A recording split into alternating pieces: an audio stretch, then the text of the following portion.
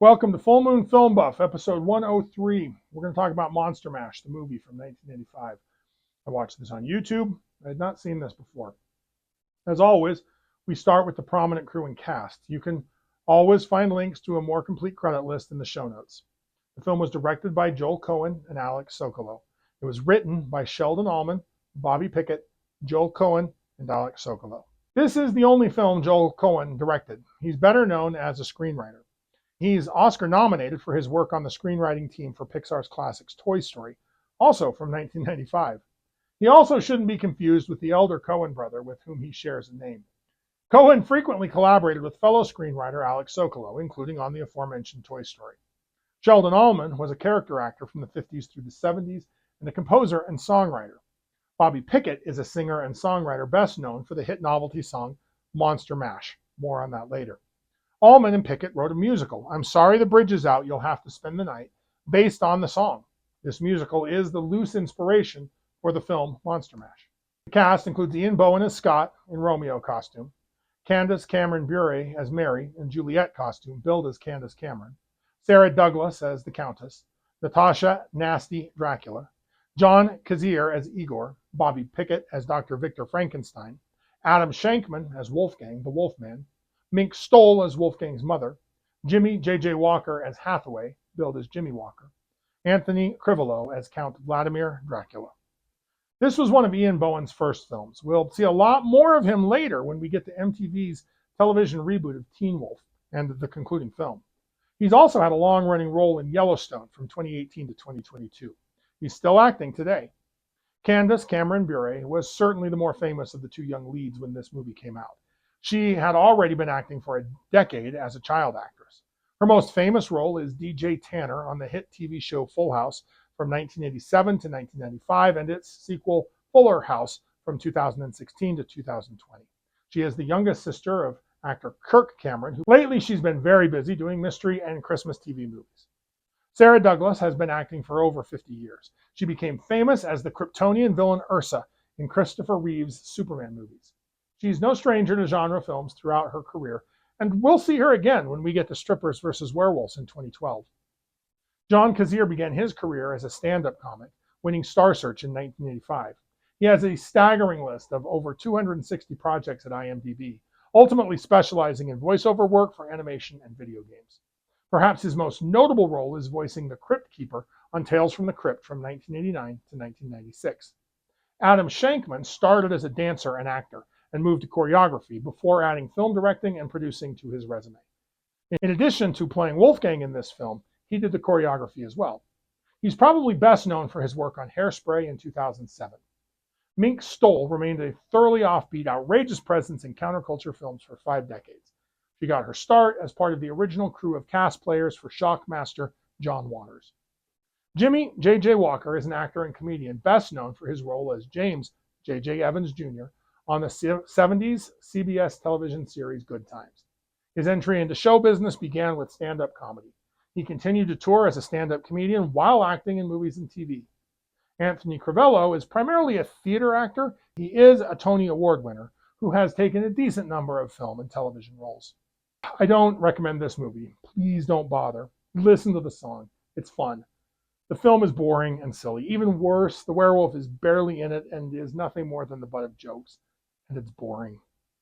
Don't waste your time. Let's talk a bit about Monster Mash. Monster Mash is a novelty song released in 1962 by Bobby Boris Pickett and the Crypt Kickers. The song was co-written by Pickett and Leonard Capizzi, inspired by Pickett's impersonation of horror film actor Boris Karloff. The catchy tune combines 60s era's dance crazes with horror-themed lyrics and sound effects, creating a memorable Halloween-themed track. Pickett, who was part of a vocal group called the Cordials, often performed his Boris Karloff impressions during their rendition of Little Darlin'. The audience's positive reaction to this led the pair to write Monster Mash. The track features Pickett's Karloff-like vocals. Upon release, Monster Mash reached #1 on the Billboard Hot 100 chart just before Halloween in 1962, and the song has become a perennial Halloween favorite, re-entering the charts several times over the decades.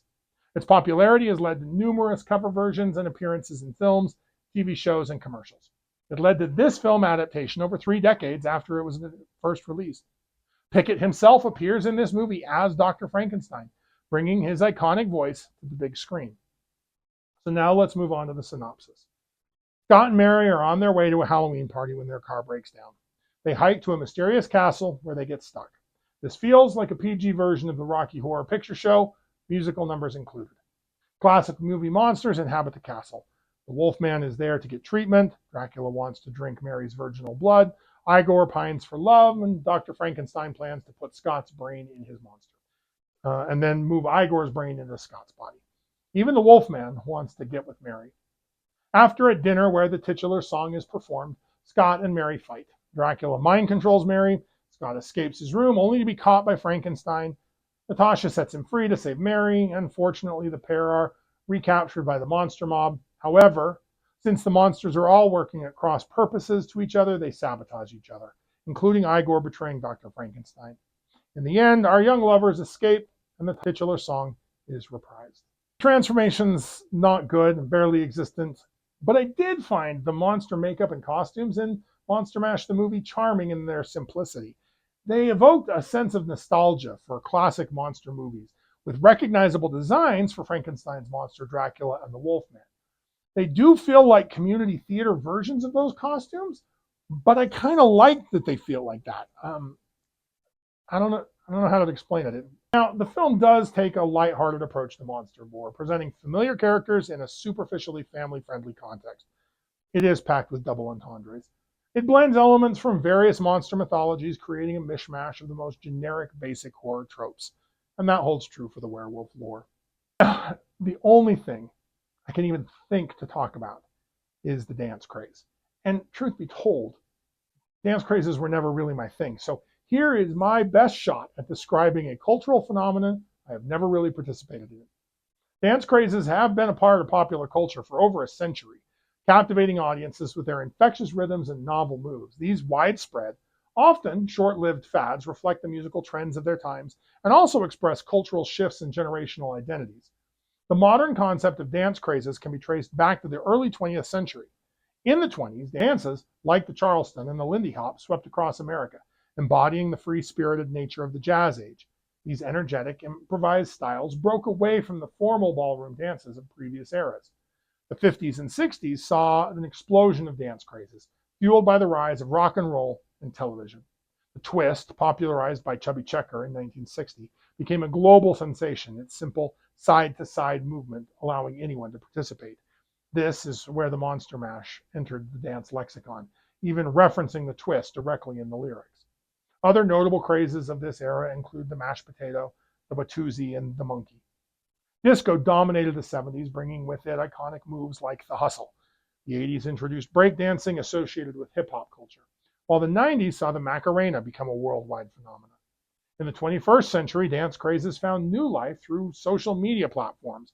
Viral dances like the Harlem Shake, Gangnam Style, and various TikTok challenges spread rapidly across the globe, showcasing how technology has accelerated the pace at which these trends emerge and evolve. Throughout history, dance crazes served as more than mere entertainment. They act as forms of social bonding, cultural expression, and sometimes even occasionally political statements. While easily dismissed as frivolous fads, and I have to admit that's what I've done, these popular dances left a mark on the cultural landscape, reflecting the changing rhythms of society itself. So, I don't know, what's your favorite dance craze?